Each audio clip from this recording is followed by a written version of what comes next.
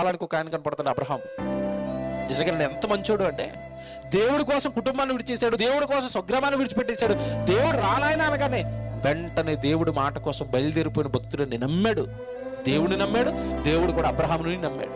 బయలుదేరి వచ్చేసాడు. మీకు తెలియదు కాదు, అబ్రహాముకు తోడుగా ఉన్న విధానం, అబ్రహాముతో జరిగించుకున్న కార్యాలు, అబ్రహామును దేవుడు దీవించిన విధానం, అబ్రహాము దేవుడు నమ్మినందుకు దేవుడు ఆయన నమ్మి ఆయనకిచ్చిన ఆధిక్యత, ఆయనకిచ్చిన ఘనత, ఆయన వాడుకున్న విధానం, ఆయన గురించి మాట్లాడిన మాటలు ఎంత ఆశ్చర్యం అండి. ఆయన కుటుంబాలను దీవించాడు.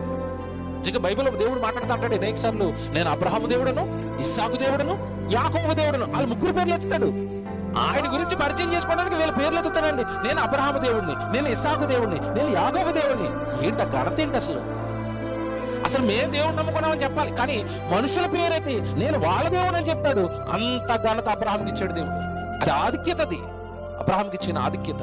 ఎందుకు ఇచ్చాడు అంటేనండి, నమ్మకం. దేవుడు ఏది చెప్తే అదే చేస్తాడు. దేవుడు ఎక్కడికి వెళ్ళమంటే అక్కడికి వెళ్తాడు.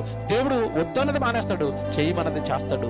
చివరికి ఎంత నమ్మకస్తుడు అంటే, 100 ఏళ్లకు లేక ఒక కుమారుడు పుట్టాడు. ఇస్సాకు మీకు తెలియదు కదా, 100 సంవత్సరాలకు పుట్టాడు కదండి. టెస్ట్ చేశాడు దేవుడు, పరీక్షించాడు. అబ్రహాము, నీ కొడుకుని బలిస్తావా అని అడిగాడు.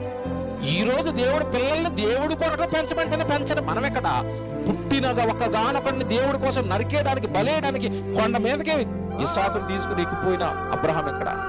అందుకే నమ్మకస్తులు తరానికి ఒకరు ఉంటారు.